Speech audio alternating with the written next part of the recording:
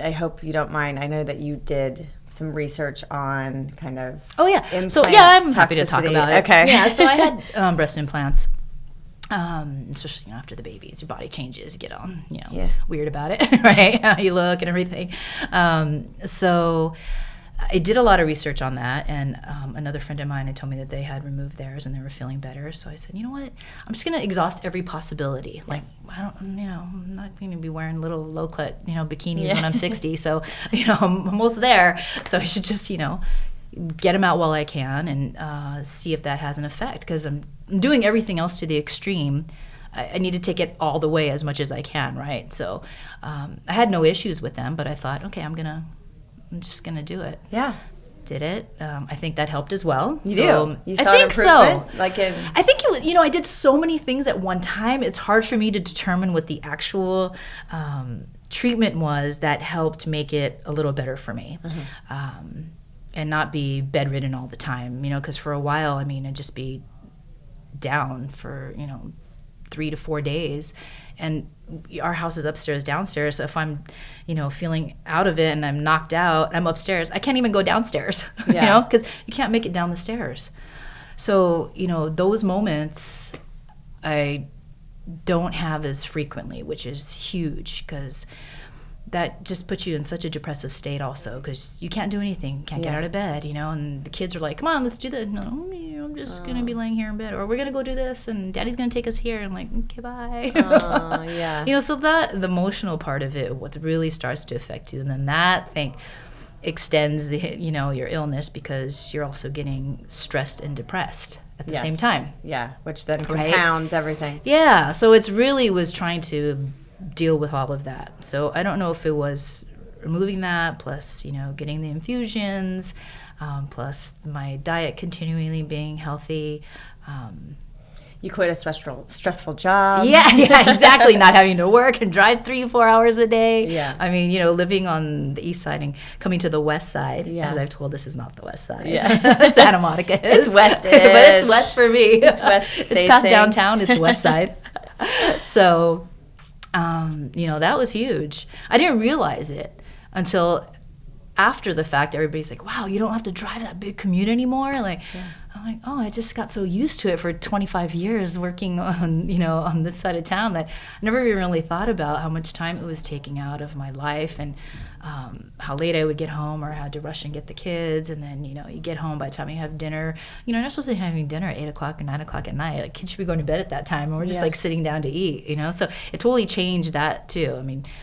Of course, now I'm like almost a senior citizen. Which is crazy, because you look so young. We eat supper. Yeah. We don't eat dinner, right? We're doing like twilight meals at Norm's. Do you have blue hair? No. Right. You say you're old. I don't even know how old you are, but 51. What? I'm literally, she's 51 years old. 51. I'm looking at you. You literally don't look a day over 40. You look like you could be in your late 30s. Wow! It must be the green. But it's so true. It's so, knowing, are you still on steroids? Yeah, I think maybe the steroids preserving my skin, because, steroids kills everything, so. I don't know. I feel like it would be the opposite. I feel like it would, leach your body of, collagen. Yeah, I do take too many steroids still. The doctors keep telling me that, but it's the only thing that still seems to continue to work. So we've kind of really try to pare it down and maybe supplement with other pills, because I think I went for colonoscopy 50, and he had asked me, what type of medication are you on, before any surgery, right? Kind of like light surgery when you have to go under anesthesia. And I told him the steroid, and he's like, how much are you taking? And at this point, 2.5 to 5 milligrams maybe every day, every other day. And he's like, wow. He goes, you need to stop taking that amount of steroids. I'm like, oh, that's nothing. I used to take 10, 20 a day, a few hundred a month. I used to take a lot of steroids. So for him to say I really recommend, talk to your doctor about getting off of that, because that's a lot for your body to take. And how long have you been doing it? And I told him, well, it's going to be 8 years now. Oh my gosh. And he's like, oh, that's could be the death of you. So please stop. I'm like, okay, thank you. Thank you for reminding me. Because, you go through illnesses and you become so used to them that at some points you forget, until you have those moments of flare-ups or inflammation, and you just go through your daily routine without realizing, oh, I still have this really, weird illness that can really take me out if I'm not careful, because sometimes you forget because you just, wow, everything feels great, you're back to normal, and you push yourself. Like, for an example, I spent the day with a friend of mine, and we hadn't seen each other in a long time because of the pandemic. And then we tried to take a walk on the beach, and you're talking, and I'm thinking, oh, this is great. Like 25,000 steps later on the pedometer, like, wait a minute, that's I'm exhausted. Way too much for me. So I already knew something's going to happen. And that night, it was just like, all my joints were swollen. I was down for the count for the next day.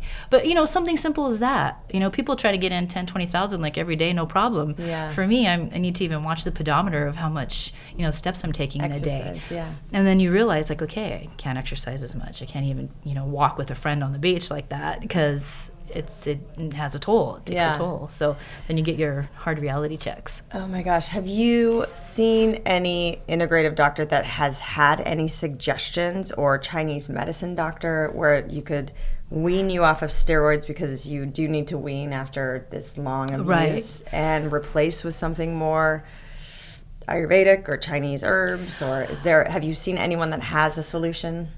Yes, I mean, I have seen people. I've seen Chinese doctors, acupuncture, things like that, to try to see if that would help. And usually to really experiment with it, I'll go off of the steroids for a few days before, and then I'll have the appointment, go through what their process is, and try to incorporate it for the month.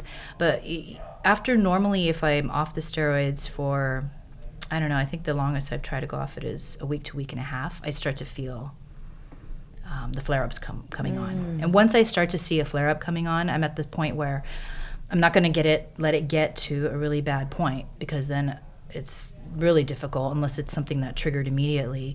But when I feel it and it's coming in slowly, then I'll take a dose of steroids to keep it at bay. Yeah. And that seems to be the only thing. Because I've tried, they put together a lot of herbs for you, and, especially in things tailored for women and inflammation. And you boil that into a soup and you drink those, that herb remedy. And it feels good, of course. You get an energy from it and you feel good. But it only lasts so long for me. So it doesn't have a long-term effect that I've noticed yet. Yeah. So if, and I can continue it and see. But then sometimes when you get these infusions, they're like, don't take anything natural, or get off the vitamins so you can do the infusion, because we don't want anything to, interact with it and create some kind of reaction. So you're always, like you said, in the cycle of, okay, now I can do natural, but now I can't because I need to do this infusion. And then, so it's difficult because you can't incorporate both, right? Sometimes for some doctors. Some say yes, drink ginger, drink herbs, and then take medication, you'll be okay. But when it comes to some of the more intense medications or the infusions, are like, we don't want you to take any vitamins prior to, so just go off of them for a couple weeks before your next infusion. Now, you are someone who is in the business of taking care of everybody else. Mm-hmm. I've talked to a few people that have realized that their condition was kind of a wake-up call and like a forced surrender to allow them to receive help for the first time in their life, to receive other people taking care of them, because they've never allowed anyone else, they've been doing the taking care of until their body broke down or whatever. Right. Have you been aware of that aspect of this? Has that been a part of your journey? Are you letting Mike and the girls take care of you more, or are you just kind of still going at it alone a little bit? No, Mike's great. He helps with the kids so much. I mean, it wasn't for him, I wouldn't be able to, because, he takes them to school, he'll try to pick them up, he'll, if I have to, I will, but he tries to alleviate all of that, get up in the morning and get up in the afternoon, because the girls are back in school now.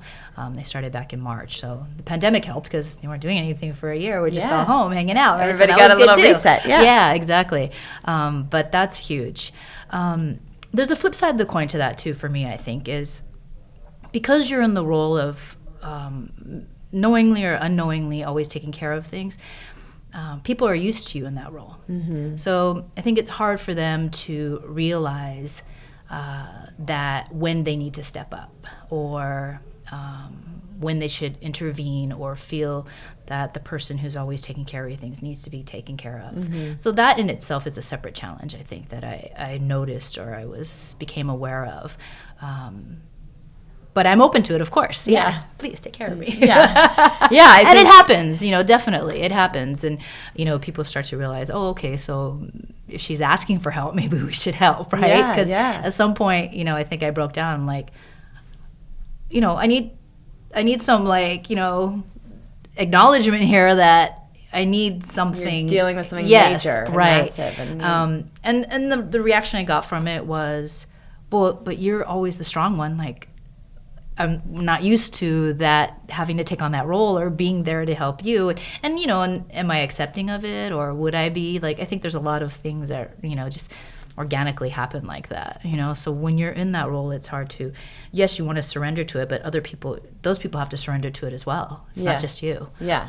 So that all have to create this, like, Yeah. You have to ask between for everybody. But then you have to. Yeah. And then, asking for it becomes awkward, right? So then it's like, they're like, oh. And then, like, you're hoping that they just like, step up. How much do I do? Yeah. How much do I want them to do? Because once you've asked, it's out there in such a weird way, right? Yeah. It's awkward. So it's framing it and phrasing it and dealing with that portion of it and making that something that's become the new normal is hard too.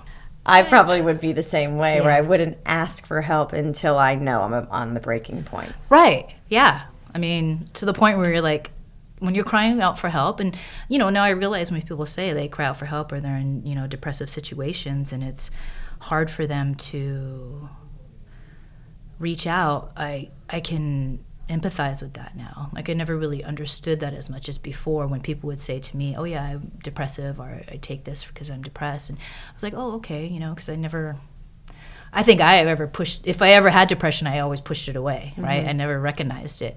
But now I've come to realize, like, oh yeah, that's a serious situation. Because when you're desperate and you need to cry out for help, it's hard to do. And once you do, sometimes you don't get the reaction you want, then you're still at a loss, and it even makes it worse. And then that compounds, your stress and your depression and everything else. And then you need to, like you said, turn around and look at things in a different way, and then really rethink things. Yeah, so it's an interesting journey for sure. It's been, but overall it's better now. Thank you for listening to the Heal podcast. Be sure to tune in for more empowering wisdom and inspiring healing stories. Oh, and make sure you hit the follow button on Apple, Spotify, or wherever you listen to podcasts so you don't miss that one episode that holds the answer you've been searching for. And if you feel inspired, we would love you to rate and review us so that we have the opportunity to reach more people. And of course, you can follow us on Instagram for some behind the scenes fun and more inspiration at @HealDocumentary and @KellyGorris. Thank you so much, and be well.